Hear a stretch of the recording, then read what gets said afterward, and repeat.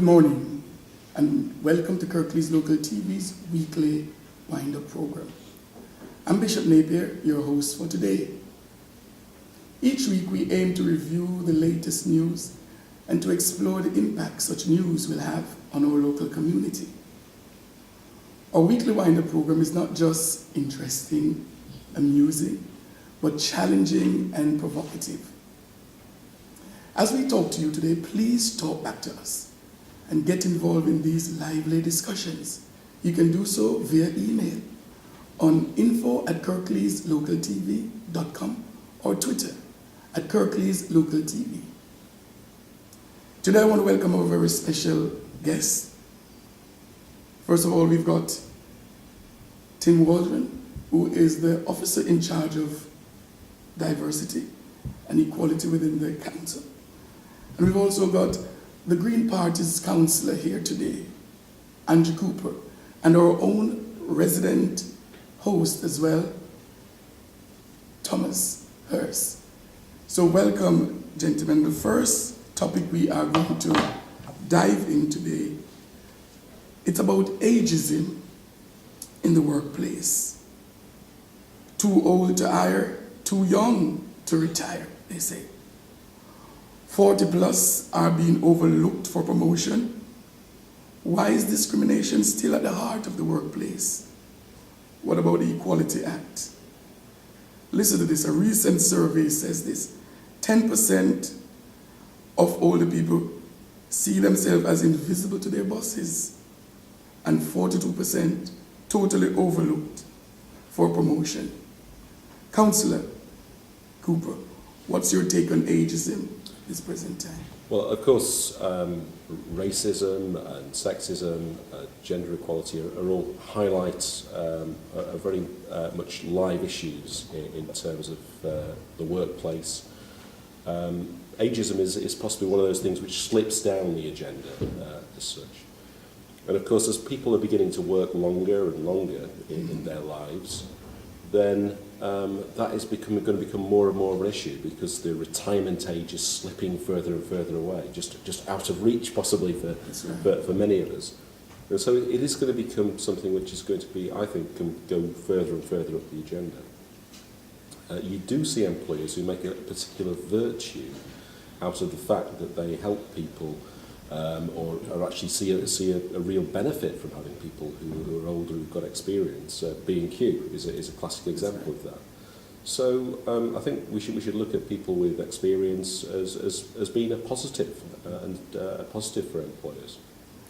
The contribution from our local council, but we've got an experienced person here in Kirklees as well, responsible for diversity and equality. So, Tim, can we have your view on the whole issue of ageism within the workplace? I think the answer to the issue is not significantly different than it is for many types of discrimination. The answer really lies in prejudice or prejudgment. It lies in myths and stereotypes that are created about different characteristics. And for older people in the workplace, there are a lot of myths around the fact that they are slower and less productive, they are sick more often, they have trouble learning new skills and are not particularly good at IT. And whilst a lot of research has been done in this area that dispels those myths, the messages are just not getting out there that actually we're a very diverse society, and that needs to be reflected in the workplace. And there are a lot of benefits of diversity within the workplace in terms of sharing different skill sets. And the councillor's right, the country really has to think about this issue, with big changes to the benefit system driving more disabled people into the workplace, younger people not being able to afford university, further education, driving them into the workplace. The country's really got to think about the work that is available, things like livable wage, because again, we need to produce families to support the country. So there's an awful lot of thought, I think, needs to go into the whole area of workplace, and discrimination, diversity is part of that. Well, we've got a younger member on the panel today, and we're talking about ageism. And I'd like to know What would be Tom's view, hearing us talking about his future? What's your take on ageism in the workplace? Oh, well, first of all, there's a very practical aspect to this. If I go into any trade and give me any trade you want, whether it's bricklaying or joinery or even working at such a company as this, I would look to someone in a position of management who has been promoted once, perhaps even several times, into a higher position to tutor me and to learn me in the facets of that industry. I look to people with experience. I look to people who know what they're talking about. And so the question here for any employer who leaves out someone who's 40 plus for promotion is, who are you going to promote in their place? Upon looking at the Equality Act on this issue, we talked about invisibility in the workplace among older people. The Equality Act appears to cater for what's there as opposed to what's not there or what's not happening. So it caters for aspects of ageism, disableism, racism and sexism, but doesn't appear to cater towards people who feel simply left out and invisible. Certain factors, however, are realistically always going to stop certain people getting equal pay under certain circumstances. For example, women. Now, we talk about unequal pay between women and men, and I think one of the most catastrophic pieces of legislation, due to the amount of time it will take to come into place, is the Equal Pay Act of 1972. Yes. We're looking for that to be achieved fully with its aims and objectives by about 2069. That's right. So not ever in my working lifetime, and certainly not in either of your working lifetimes. So as for that, I don't think that's particularly going to work. But there is a point here. With regards to women, you generally find that when women in their late teens and early 20s become career people, by the time they get to age 40, they're generally on equal pay with men who've done the same thing. However, there is the issue of women who raise children. Now, a woman who's raised children and is just going back into the workplace after 15 or 16 years of doing that is not going to have the same experience or skill level as a woman who's been working from the age of 18 or 19 without having children. That's one of the major reasons I see for unequal pay. As a general statement, as for any kind of government-enforced equality, I loathe and detest it. Well, sorry. Yes, wouldn't you regard it as being a necessity? Because for years and years there was discrimination in the workplace. Surely laws have come in to actually put things right, to actually bring equality in. Are you saying that there shouldn't be any laws at all to do with equality? I think it should be there in principle, and I think discrimination in such situations should absolutely be seen as taboo. And I believe in taking a pragmatic position, which is to first of all say, heaven is not a place on earth, and we're not going to get 100% perfect equality. So the question you're then left with is then how do you achieve the best level possible of equality? And I don't see the Equality Act as the measure to do that. The discussion is just getting greater, but I'm afraid we've got to cut it here because we're going into a break. We're going to take a break right now, but please do not switch off, as we will be right back for more.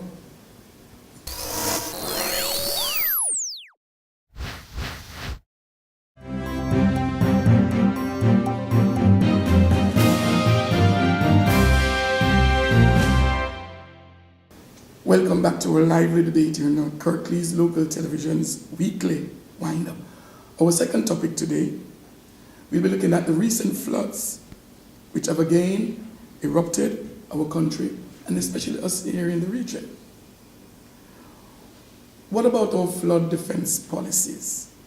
Are they working? What about the victims? Do we need more planning policies or rules, or simply implementation before the next flood? Tim, can you start us off, sir? Okay, I think it'd be useful to look back in history a little bit about the areas that are currently being flooded and the conflict between us as an industrial and growing country and the need for more housing and more land to do other things with. You know, many of these areas that are flooded have historically flooded, and I think maybe the answer is about how we've been maintaining these areas in the past. Yes. So if we were to look at that, Councillor Cooper, we're told that many people might not even be able to return to their homes until Christmas. what do we really have to say to encourage people as we go through this real serious crisis? Well, we need proper investment in flood defences. There have been cuts in funding to flood defences. There's been denial by government that that's happened, but figures have been shown in Parliament which have shown that that's occurred. Man-made climate change is beginning to have some very serious impacts. It's happening, and the linkages there. Nobody can ever 100% say that event was linked to climate change, but the evidence would suggest that that's happening. So this is going to become more of an issue. It's going to become a bigger issue, and we're going to get mass flood events which are going to occur because of rainfall happening over a shorter period. A lot happening in a very short period. So there are a lot of things that we need to do. We need to be investing in flood defences, certainly, but we're also needing to catch water. We need sustainable urban drainage systems on new developments. Government has been dragging its feet on the implementation of this. Government does bear a certain amount of responsibility, but so do successive governments. And so we really need to get our act together on this. We've got a real issue in that one of the principal ministers who's responsible for this denies that climate change is even happening and even regards it as possibly a good thing. Thank you very much. Tom, very briefly, what do you see as a solution to this? Oh, well, first of all, I'm very sorry to all the people who this has happened to. I can't imagine what it's like to go through that, and I'm glad that I've not had to go through something like that myself before. What always annoys me about this country is it is always behind or always too late when it comes to taking measures like this, whether it be snow closing our airports and stopping our roads flowing properly, or, of course, flood defences, which would have stopped this.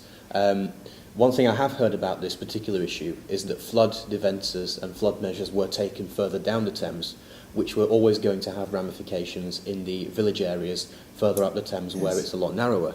Now, in terms of the solution, we saw Martin Bolt last week bringing forward a very sensible proposal to siphon off some of the funding towards our area to dredge our rivers, particularly the River Calder in my town of Murfield.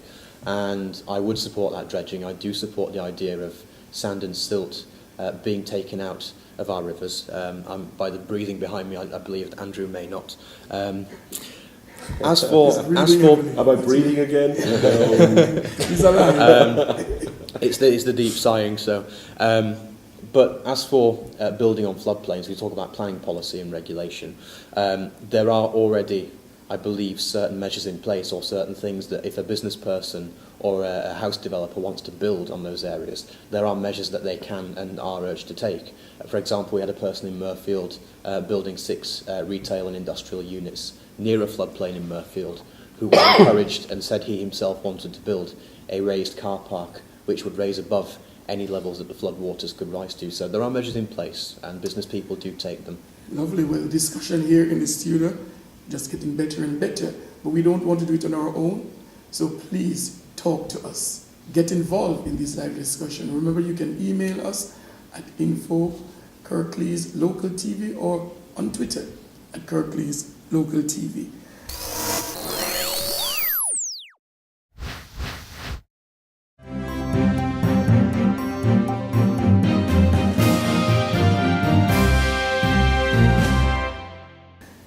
Gentlemen, we move on to our third point of discussion this week. In the newspaper, it's written all over, GP surgeries are to face imminent closure. Many of them have been underperforming, we are told. The NHS must balance the books. But who will suffer? What will happen to those villages and rural communities? Andrew, as a counsellor, can we do anything to stop these surgeries closing, or are they inevitably going to be closing because of budgetary restraint?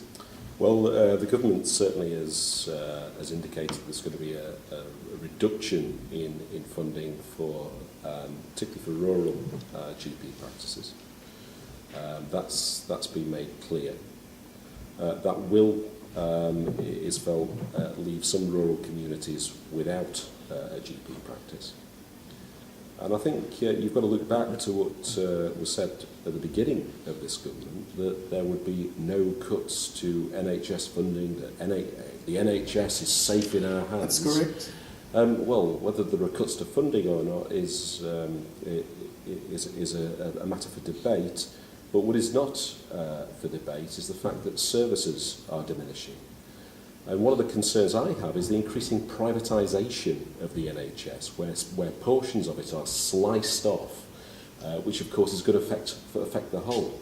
And of course those private businesses are going to have more interest in their shareholders, perhaps, than actually delivering a service. And so that is a concern for the NHS overall. If GPs' practices close, that is a threat to people's health and a threat to people's lives. So I think one of the things that government needs to explain is why and what the implications of that will be, and to be upfront about it. Because too often government will cut a service and say it's an improvement, which is bizarre, I find. Tim, we're really facing a crisis. It's balancing the books versus health, and we're in a very diverse community. What do you have to add to? Well, I think what I would add to the debate is that, to me, there seems a single lack of clarity about where health services in general are going. And that would include all of the traditional welfare state health services that were set up post-war. Dental services, for example, extremely hard to get on NHS dental. Everything there has gone private sector, and I'm not seeing anything for the better there. There's certainly research that says that the health of people's teeth in this country is worse than it's been since the war. And I really don't want to see that within other traditional health services. I don't know the answers. It's not an area that I particularly know. But to me, I think the issue is that there is a lack of clarity, I think, within the country about what it is we're going to do with health services. That's right. Well, I know my colleague Thomas is very passionate about these issues, and he knows he's got a lot to say. But can you just briefly give us your real take on what is going to happen to these surgeries? Well, they most likely are going to go. That's what it looks like, about 98 of them from what I read. This is a double hit for rural areas, because it was only 2 or 3 years ago where private bus companies cut their services to these areas due to lack of profitability. So the double hit there is your local GP surgery is going to close, and there aren't very many buses to get on to go to a GP in another town. So I can imagine that the rural people will feel slightly cut off. More generally, I think the issue with the NHS here is sustainability. Anybody coming into government in the next 5 years or so should sensibly start to talk about restructure of the NHS. I don't think the NHS can continue to exist in the form it does for another 15 or 20 years. Something radical has to happen, whether that's taking on something similar to the German system, which I personally might favour. I don't know. But something has to change with it, and it can't stay as it is at the moment. The problem at the moment is we're seeing privatisation, which happened under Labour as well, under a man called Mark Britnell, by the way. We're seeing privatisation mixed with government subsidy, same as we're having with the railways, which I don't see as healthy. Well, yeah, I'd really love to bring in Andrew. Briefly, Andrew. I agree that Labour opened the door to privatisation by making the health sector a procurer of services. And yes, the coalition walked straight through it, and so they both are culpable in my view. Do we really want another reorganisation? The health service has been reorganised so many times. I think it's really quite bizarre. Primary care services, the services we have now, it seems every few years the health service goes through a reorganisation. I sometimes wonder whether actually what we actually need is a period of stability. Well, gentlemen, sorry, time we know is going to elude us in this program, but the discussions are going so well. And before we leave, we want to discuss our final item, which is quite good to me. It is official and legal today. A woman is married to a dog. Amanda Rogers, a 47-year-old British divorcee, married her terrier Sheba in Croatia. And what I'd like to know, Councillor Tim and Tom, when are we going to experience our first human and animal marriage in the UK? Well, I don't know if there are any volunteers, but I think it's a very bizarre story. Yeah, it'd be interesting to know what's really behind that. Very bizarre, but if it's happened there, it will happen here eventually. This is for me a moral issue and a faith issue. I don't separate that from my politics. When you understand the nature of man, the carnal, sinful nature, nothing surprises you. And when your moral compass is the Bible, which is unchanging and is inerrant and sufficient in my life, nothing can surprise you. And so this doesn't either. Well, I'm telling you, it's unfortunate that we have to close on that note. The discussions have been going really well. And that's all we've got time for. But please remember to send your comments and views, as we would love to hear from you. You can do so at info@kirkleeslocaltv.com or on Twitter by searching Kirklees Local TV. A big thank you to our special guest today. I am Pastor Napier. You have been watching Kirklees Local TV Wind Up. Please tune in next week. But for now, goodbye and thanks for watching.